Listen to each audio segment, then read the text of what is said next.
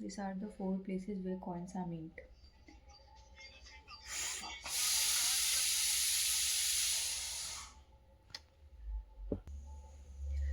So yeah, the question is why central bank like RBI cannot simply print infinite amount of currency. Ah, I don't know. I'm not able to record the video today. So hello everyone. Here I am back again after taking multiple takes, and I hope this is my last take because I'm very tired, and if this will be not my last take, I'm going to give up today because I'm really tired. So yeah, our topic is why RBI can't print unlimited notes. So firstly, getting into the topic, I will let you know, or I'll tell you who prints what. So basically, RBI does not handle everything. So Government of India has the sole right to mint the coin of all denominations. Furthermore, the 1 rupees note is issued by the Ministry of Finance and bears the signature of Finance Secretary only on 1 rupees note. Thirdly, the RBI has the RBI is the note issuing authority of India, and of all other denominations starting from 10 rupees to 2000 rupees, or the notes bears the signature of RBI governor. And so yeah, India has four currency note printing presses. Two are owned by the government of India, which is in Nasik and Devas, and two are owned by the RBI through its subsidiary, which is in Mysuru and Salboni. Okay, the coins are minted at four government owned mints in Mumbai, Kolkata, Hyderabad, and Noida. These are the four places where coins are mint. So yeah, the question is why central bank like RBI cannot simply print an infinite amount of currency to eliminate poverty or to pay off national debts. So at first glance it seems like a simple solution. If the government needs money and they own the printing presses, so why don't they just run the machine 24 by 7 and print infinite money to just solve the problem. But however, the reality is the money is not the wealth, it is merely a claim on wealth. So what does this line mean? That money is not wealth, wealth is. So I'll explain what is this. For to explain this point, I have to tell you like what difference between money versus value. So, as we know, money is a medium of exchange. In a primitive economy, if you want to buy a bag in exchange of rice, so you have to like search for someone who need a bag and can give you. Sorry, you have to search for a person who needs shoes and can give you a bag. So to solve this, the coincidence of want, double coincidence of want, money was invented. So when RBI prints a 500 rupees note, the paper has no intrinsic value, which means the intrinsic value, well, meaning of intrinsic value, which means that you cannot eat it, you cannot wear it, you can't build a house or a house of it. So its value comes from the promise that you can exchange that note for a certain amount of goods and services. So basically that promise that note bears is that the value of that note. So now imagine an economy as a market place that contains 10 bags of rice, and there is a circulation of 100 rupees note in the market. So what will happen, those bag will cost rupees 10, 10 each. And what happen if the RBI prints another 100 rupees and circulate it in the market, but there is no other uh, production of, you can say, rice bag. So what will happen, the supplier or the shopkeeper will see the massive demand and will simply increase the price from 10 rupees to 20 rupees, since there is 200 rupees in circulation in the market. So they will simply increase from 10 rupees to 20 rupees, and this is inflation, when supply of money is more than the supply of goods and services. And this is how purchasing power of of each unit of a currency falls, and so do the GDP falls of an economy. So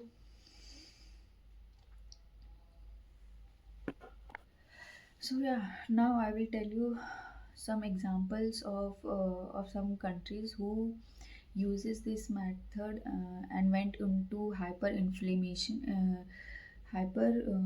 inflation. So the first country is the Germany in 1923. After World War One, Germany faced massive repression payment. To pay their striking workers and their debts, the government started printing infinite currency, and the result was hyperinflation. Price doubled every few days. At its peak, a loaf of bread cost from rupees 160 to 200 billion. Can you imagine? A loaf of bread cost from 160 to 200 billion, and people literally took wheelbarrows full of cash to buy a single bun. And the currency became so worthless that it was cheaper to burn a stack of cash for warmth rather than to buy firewood. So yeah, this was the situation of Germany, and the same way happens with the Zimbabwe. As the government started printing money to fund its military involvements and the government officials, and it went into worst inflation of modern history, and eventually the country had to abandon its own currency uh, and use the US dollar and South Africa rand for its daily expenses. You can say for daily its transactions. So, and also same with the Venezuela. Despite having the world's largest crude oil reserve in Venezuela, government fall into the trap of overprinting and the economy collapse. People began using weighted money method. It was faster to put a stack of bills on a scale to see how much it weight, then rather than counting the notes. So this was the situation of Venezuela, Germany, and Zimbabwe, who like started printing um, immensely you can say currencies. So yeah, India does not exist in vacuum. We import essential items like crude oil, gold, high-end technology. So these all are items that we import from international countries, and we have to pay them in international currency as well, like US dollar. So if rupees crashes, the cost of importing petrol goes up, and when the petrol price goes up, the cost of transporting food eventually goes up. And and this led to like, and this make the event and eventually it makes expensive everything if the price of the petrol goes up. So yeah, this is like this is why we should not print infinite currency, because it lowers the value of the currency.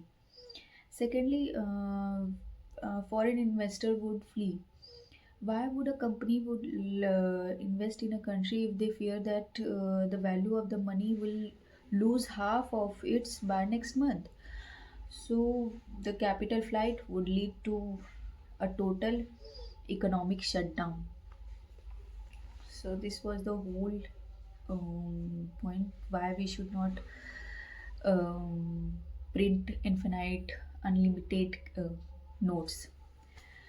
So to maintain the exchange rate stability, RBI uses two methods to print the money, or to you can say to regulate the exchange rate stability. So first in minimum reserve system, and this is followed since 1957. Under this system, RBI is required to maintain a minimum reserve assets of worth 200 crore rupees. So out of this, at least 115 crore can must be in form of gold. 115 must be in form of golds, and remaining 85 crore must be in foreign elective securities like US dollar. So yeah, I'll explain you once again. RBI uses minimum reserve system, that is they have to keep a minimum reserve of assets of 200 uh, 200 crore rupees worth, that which include 100 crore of gold and other 85 crore of foreign elective securities. So yeah, the second point they use, second method they use is consumer price index. So what is consumer price index? So to monitor inflation, RBI uses consumer price index method, and it tracks the changes. So what is, I'm explaining what is consumer price index, the change in the price of goods and services that household buys and consumes. So through CPI, we track the change of prices that the live sorry that the um, households basically buys and consumes. If the CPI goes up, it means the cost of living is increasing and your money is losing its purchasing power. So RBI has to keep consumer price index at consumer price inflation rate between 4% to 6%. If the CPI is above 6%, RBI increases its interest rate, which is basically repo rate. This makes loans expensive, which basically reduces the flow of money supply in the market. And if the CPI rate is too low, RBI decreases the interest rate so that um, people get encouraged to spend more and invest more, so that the supply of money gets more into the market. So yeah, this is the system that our RBI uses: minimum reserve system and consumer price index system. So basically, this is the 2 point, and as I told you, if we started printing infinite, or you can say unlimited notes, the situation will happen same as Zimbabwe, Venezuela, Germany. So to avoid those inflation, we uses these two method as I explained you. And yeah, I explained you who prints what and why we can't money versus value. That's it. And finally, I recorded my video after multiple takes. Thank God. I'm done for the day. So yeah, bye bye. Thank you so much for watching.